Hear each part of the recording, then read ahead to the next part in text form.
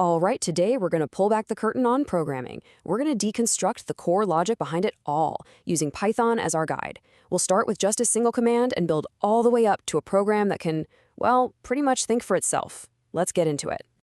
Have you ever just looked at an app on your phone or some software on your computer and wondered, how in the world does that work? Well, at its heart, it's all about language. And learning that language, it's kind of like getting a superpower. It's about telling a machine exactly what you want it to do, and then watching it happen. So where do you even start? Well, the whole journey, it kicks off with just one single instruction. See, the first step in programming isn't some huge, complicated thing. It's just learning how to give one clear command that the computer has no choice but to follow. You know, the word program sounds so technical, right? But when you really boil it down, it's just a recipe. Seriously, it's a list of steps, a sequence of instructions that tells the computer precisely what to do and in what order. Nothing more, nothing less. And this is our very first command, the print statement. It's about as fundamental as it gets in Python. Think of it like a magic spell. You tell it what you want it to say inside those parentheses and quotes, and poof! The computer displays that exact text. This is you literally speaking through the machine. Okay, so our program can talk. That's cool. But it's not enough, right? For a program to do anything really useful, it needs to be able to remember things. It needs a way to store information and then grab it again later. And that brings us to our next building block, memory. So how does a program remember things? With something called variables. And the best way to think about a variable is, well, it's basically just a labeled box. You give the box a name, and then you put something inside it.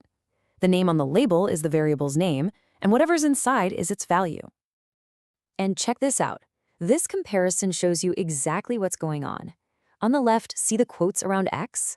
That tells the computer to print the literal letter X. But on the right, it's different. First, we put the number 10 inside our box named X. So when we tell it to print X, with no quotes, the computer looks inside the box and gives us what it finds, the number 10. Now that little equal sign, this is a huge trip up for beginners. In math class, it means is the same as. In programming, forget that. It's an action. It's a command. X equals 10 doesn't mean X is equal to 10. It means the variable X gets the value of 10. We are actively assigning what's on the right to the box on the left. Okay, so our program can talk and it has a memory. What's next? Well, now we give it a brain. This is where it gets really fun. This is the point where our program stops being just a simple list of instructions and starts, making choices. And the way we give it that brain is with an if statement. And you can seriously just picture a fork in the road. The if statement checks to see if something is true. If it is, the program goes down one path. If it's not, it just keeps going straight, or maybe takes another path entirely. It's decision-making, plain and simple. Let's look at a real-world problem. You know what happens when you try to divide a number by 0 in a program? It crashes. Hard. It's a mathematical no-no.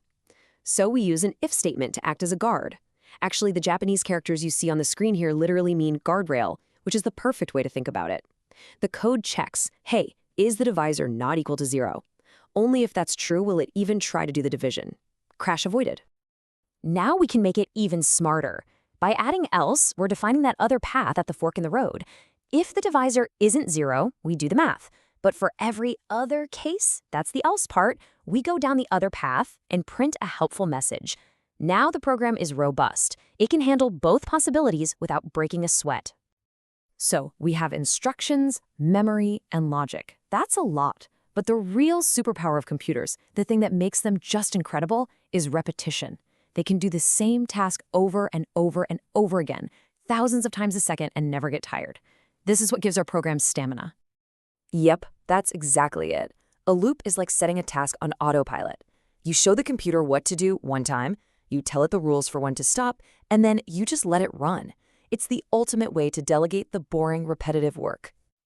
So let's trace through this while loop. First, we create our little box, count, and put the number 1 in it. Then the loop kicks in. It asks a question.